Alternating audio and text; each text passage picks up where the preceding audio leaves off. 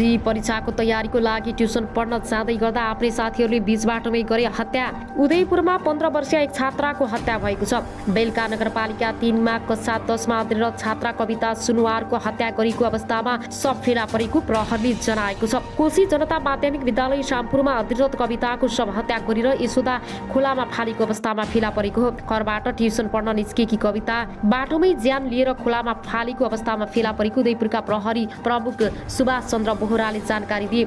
उनको शव मंगलबार बिहान 7 बजे खोला किनारमा स्थानीयले देखेपछि प्रहरीलाई खबर गरेका थिए। घटनाबारे अनुसन्धानका लागि केन्द्र र प्रदेश प्रहरीको टोली समेत खटिएको छ। एससीको परीक्षा नजिकै गर्दा उनी ट्युसन पढ्न सधैँ बिहानै जाने गरेकी थिइन्। घटनास्थलबाट करिब 700 मिटर पर विद्यालय छ भने उनको घर करिब 2 किलोमिटरको दूरीमा छ। घटनाप्रति विद्यालयले आपत्ति जनाएको छ। विद्यालयले विज्ञप्ति जारी गर्दै निष्पक्ष छानबिन र दोषीमाथि सजायको माग गरेको छ। विद्यालय व्यवस्थापन समितिका अध्यक्ष गणेश बस्नेत र प्रधानाध्यापक सूर्यनारायण शाहले संयुक्त रूपमा विज्ञप्ति निकाल्दै आम नागरिक र विशेष गरी बालिकाको जीव ज्यानको सुरक्षा माग गरेका छन्। प्रधानाध्यापक सूर्यनारायण शाहका अनुसार साथीसँग फोनमा कुराकानी भएपछि कविता घरबाट निस्केकी थिइन्। साथीले फोन गरेपछि उनी घरबाट निस्केकी थिइन्। ती साथीको बयान उद्धत गर्दै प्रधानाध्यापक शाह भन्छन् साथीमाथि पनि उनीसँगै हिँडेको बुझिएको शाह बताउँछन्। तर साथी शंकास्पद तरिकाले घर फर्किन्। उनको साथमा कोही छोरा मान्छे थिए। शाहका अनुसार ती साथी कविताकी सबैभन्दा नजिक र घर पनि सँगै छ। प्रारम्भिक अनुसारका क्रममा सुनुवार र उनकै कक्षीका अध्ययनरत अर्की विद्यार्थी बीचको झगडाका क्रममा घटना भएको देखिएको जिल्ला प्रहरी कार्यालय उदयपुरका एक अधिकारीले बताएका छन्। वडा अध्यक्ष भरत बहादुर मगरका अनुसार यशोदा खोलाको पूर्वपट्टि बाँसघारी छ। त्यहाँबाट करिब 60 मिटर तल कवितालाई घिचारेर लगिएको देखिएको छ। खिचारेर लगेर केही तल पुगेपछि टाउकोमा ढुङ्गा प्रहार गरिएको देखिएको छ। वडा अध्यक्ष मगरले भने घिचारेको ठाउँमा रगत छ। घिचार्दै फेरि अर्को ठाउँमा लगेर अनुहारमा ढुङ्गाले बेसरी हिर्काएको छ। ढुङ्गा प्रहारबाट कविताको अनुहार छेद विच्छेद छ। उनको अनुहार चिन्न नसक्ने अवस्थामा छ। घटना घटाएको अभियोगमा प्रहरीले 19 वर्षीय दाई विनोद ठकाल र 17 वर्षीय बालिकालाई पक्राउ गरेको छ। पक्राउ परेकी नाबालिका मृत कविता सुनुवारसँगै कोशी जनता माध्यमिक विद्यालय रामपुरको कक्षा 10 मा पढ्थिन्। जिल्ला प्रहरी कार्यालय उदयपुरका एक उच्च अधिकारीले भने मृतक र अर्की नाबालिका बीच अलि अगाडिदेखि मनमुटाव रहेछ। त्यही विवादमा काकाका छोरा विनोदसँग मिलेर यो घटना घटाएको पाइएको छ।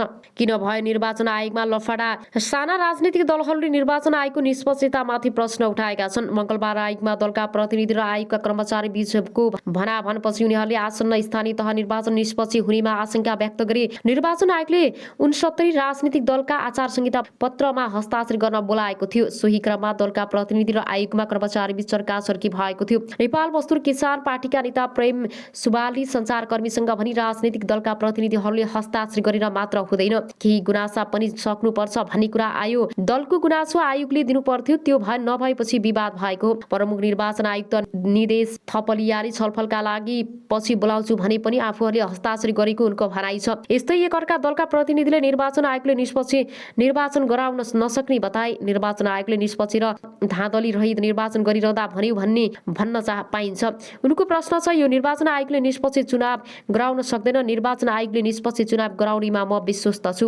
यस्तै नेपाल समाजसेवी पार्टीका अध्यक्ष मोतीलाल भारती 5 पेजको आचार संहिता नपढेर हस्ताक्षर गरेर जानु भनेपछि विवाद भएको बताएका छन्। साना पार्टीलाई चुनाव चिन्ह दिएकाले अन्तिममा सहमति जनाउनु तयार भएको बताएका छन्। निर्वाचन आयोगका प्रवक्ता शालिग्राम पौडेल हस्ताक्षरका लागि मात्र बोलाएको भई छलफलको माग गर्दा समस्या आएको बताए। पौडेलले भने उहाँहरूले बोल्ने कुरा छ, आचार संहितामा केही कमी कमजोरी होलान्, आगामी दिनमा सच्याउँदै पनि गइन्छ, तर आज छलफलको कार्यक्रममा होइन, उनीहरूले कुरा बुझ्नु भएन। चुनावी आचार संहिता विपरीत काम भइरहेको भन्दै आयोगले कारबाही गर्न नसकेको बताए। हेलिकप्टर कसको पैसाले उठायो, त्यसरी हेलिकप्टर उठाएर राज्य कोषको पैसा खर्च गरेर निर्वाचन प्रभावित पार्नेहरूलाई निर्वाचन आयोगले किन कारबाही गरेर उनले भने आचार संहितामा पार्टीको निर्वाचन चिन्ह भएको झण्डा सार्वजनिक ठाउँमा राख्न नपाइने विषयमा पनि सुनुवाईको आपत्ति थियो। त्यसको अर्थ अझ झण्डा नै नबनाए पनि हुन्थ्यो जस्तो देखियो। बाग बजारमा रुख हँसिया हतौडा अंकित झगडा छाप्ने काम भइरहेको कुरा उठ्यो। त्यो आचार संहिता विपरीत हो कि होइन उनले भने। भारतीयले पनि आचार संहिता लगाउन ढिलो भएकाले आफूहरूको आपत्ति रहेको बताएका छन्। अब आउनुहोस् अर्को समाचारतर्फ लागौं।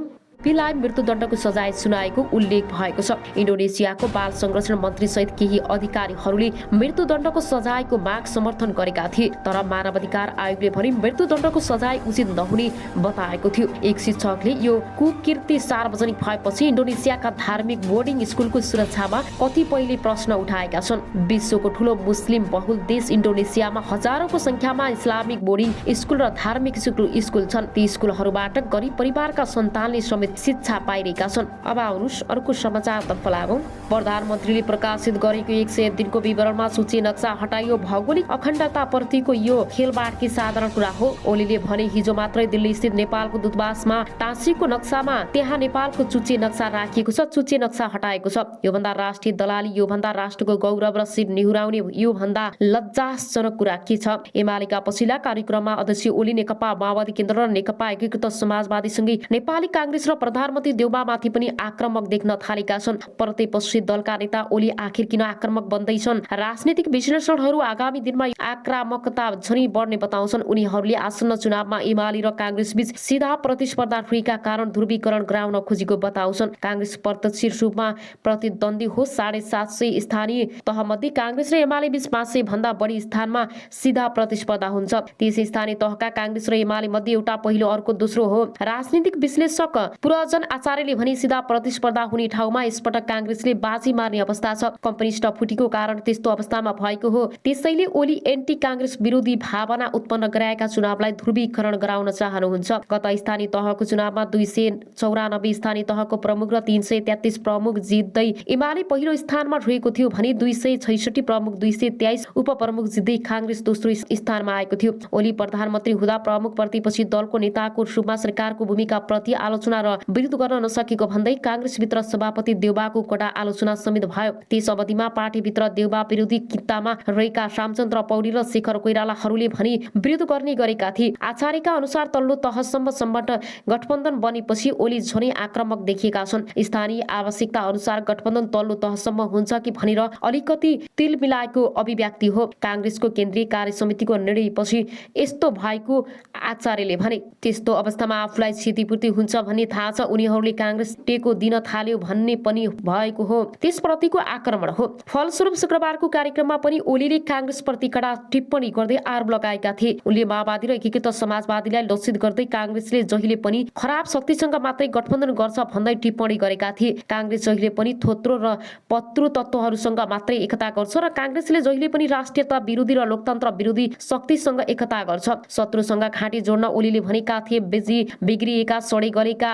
बिउका माल लोकतन्त्र विरोधीसँग घाँटी जोड्ने अहिले होस् कि अहिले होस् कांग्रेसको जात नै त्यस्तै हो। 2077 फागुनमा तत्कालीन नेकपा र गत भदौमा एमाले विभाजित भएपछि पुष्पकमल दाहाल र माधव कुमार नेपालप्रति पनि ओली पनि बढी आक्रामक देखिँदै आएका थिए। उनको आरोप छ गालीको निशाना अहिले कांग्रेस र प्रधानमन्त्री देउबा बनेका छन्। गत मंगलबार कांग्रेसको केन्द्रीय कार्य समितिको बैठकको 5 दलीय सत्तारूढ गठबन्धनलाई तल्लो तहसम्म लैजाने र स्थानीय चुनावमा तालमेल गर्ने निर्णय गरेको भोलिपल्ट नै अर्थात् चैत 16 मा भक्तपुर आयोजित कार्यक्रम बोल्दै ओलीले गठबन्धन गर्छौं भनेका छन्। गठबन्धन सजिलै छैन। भोलि लोभी पापीहरूको गठबन्धन कति गाह्रो होला विचार गर्नुस् त ओलीले भनेका छन्। चुनाव नजिकै गर्दा ओली यसरी आक्रामक बन्नुको पछाडि गठबन्धन नै रहेको ठान्छन्। त्रिभुवन विश्वविद्यालयका प्राध्यापक खड्ग केसी पनि आसन्न स्थानीय तह चुनावमा प्रमुख प्रतिस्पर्धा हुने भएकाले कांग्रेसप्रति उनी बढी आक्रामक भएको केसीको बुझाइ छ। छुटिएर गएका दुई नेता र पार्टीमाथि आक्रामक छँदैछ। पछिल्लो समयमा कांग्रेस र देउवामाथि प्रहार हुनुमा आगामी चुनावमा मुख्य प्रतिस्पर्धा हुने शक्तिको कारण भएको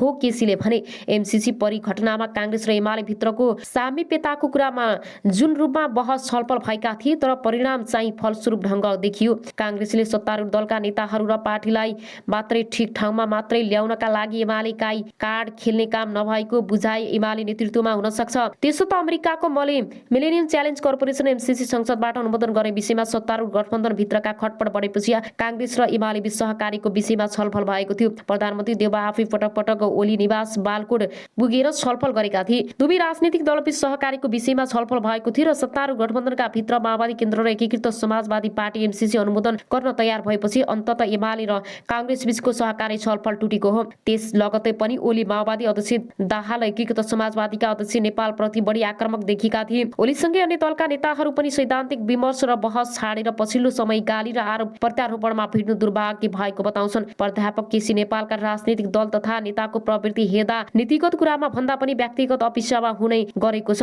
जुन दुर्भाग्यपूर्ण छ। राष्ट्रिय आवश्यकता प्राथमिकतामा बहस गर्ने जनमत निर्माण नहुँदा पनि सबै नेताहरू व्यक्तिगत अपेक्षामा लागेका छन्। अब अनुसारको समाचार बताएका छन्। अस्पतालमा 6 जनाको उपचार जारी रहेको बीबीसी न्युजले जनाएको छ। मिचु आकनको सार्वजनिक सुरक्षा सचिवको कार्यालयको हत्याको कारण नखुलेको र अनुसन्धान जारी रहेको जनाएको छ। मिचु आकन र त्यसको छिमेकी कुआनाजुआतो मेक्सिनको सबैभन्दा बढी हिंसा हुने क्षेत्रको रूपमा चिनिन्छ। लागु औषध कारोबार र अन्य अवैध गतिविधिका कारण विभिन्न समूहबीच झडप हुने गर्दछ। गत महिना मात्रै मिची आकनमा भएको एक आक्रमणमा 17 जनाको मृत्यु भएको थियो। मिचु आकन विश्वमा सबैभन्दा बढी एभोकाडो उत्पादन हुने क्षेत्रको रूपमा पनि चिनिन्छ। गत महिना त्यही कार्यरत एकजना अमेरिकी निरीक्षक माथि सुरक्षा खतरा आएको भन्दै अमेरिकाले कोबोकाडो निर्यातमा रोक लगाएको थियो। अब अनुसारको समाचारतर्फ लागौं। पार्टीलाई कमजोर बनाउनेहरू बाहिरीदार राम्रो प्रकाशमान। नेपाली कांग्रेसका नेता प्रकाशमान सिंहले कांग्रेसभित्र बसेर कांग्रेसलाई नै कमजोर बनाउनेहरू पार्टीमा बस्नुभन्दा बाहिरीदार राम्रो हुने बताएका छन्। आज नयाँ बानेश्वरमा आयोजित एक कार्यक्रममा उनले पार्टीको निर्णय सबैले माग्नुपर्ने भन्दै निर्णय माग्नेहरूलाई पार्टी छाड्न भनेका हुन्। चुनावमा गठबन्धन गर्ने निर्णयप्रति असन्तुष्ट नेता कार्यकर्ताहरूलाई लक्षित गर्दै उनले सो साधारण राखेका हुन्। कांग्रेस केन्द्रीय समिति बैठकको आगामी चुनावमा गठबन्धन गर्ने निर्णय गरे पनि शेखर कोइराला पछिका केही नेताहरूले गठबन्धन गर्न नहुने बताउँदै आएका छन्। कार्यक्रममा नेता सिंहले यसपटक चुनावमा कांग्रेसका नेता कार्यकर्ताको गतिविधिको एक हिसाब हुने समेत बताएका छन्। विगतका निर्वाचनमा पनि अन्तर्घात हुने गरेको थियो। अन्तर्घात गर्नेहरूलाई कांग्रेसले कारबाही समेत गरेको थियो। अब अनुसारको समाचारतर्फ लागौं। बालुवाटारको राखी कूटनीतिक दिल्ली मुख्यालयसम्म पुगेको छ। कांग्रेसले भारतीय सेना नेपाल भित्र आएर देशभक्तको टाउको कटाएको थियो। ओली नेकपा एमालेका अध्यक्ष केपी ओलीले तत्कालीन नेपाली कांग्रेसले भारतीय सेनालाई नेपाल भित्र देशभक्तहरूको टाउको कटाएको आरोप लगाएका छन्। तत्कालीन कांग्रेस सरकारले भीमदत्त पन्त लगायतका शहीदहरूको हत्या गरेको उनले जिकिर गरेका थिए। साथै विद्यार्थी आन्दोलन दबाउन बीपी कोइराला गृह मन्त्री छँदा दमन गरेको र गोली हानेको भन्दै उनले कांग्रेसले विद्रोही विदेशी सेनाको प्रयोग गरी देशभक्तहरूको हत्या गरेको आरोप लगाएका हुन्। उनले भनेका छन्, कांग्रेसले भारतीय सेना बोलाएर देशभक्तको टाउको कटाएको थियो। कांग्रेसले विदेशी सेनालाई बोलाएर देशभक्तको टाउको कटाएको थियो भन्दा नराम्रो लाग्छ भन्ने यो सबै नेपाली कांग्रेसले गराएको थियो। तर के गर्नु, नेपाली कांग्रेस यस्तै हो। शुक्रबार अनिरा विश्वको कार्यक्रममा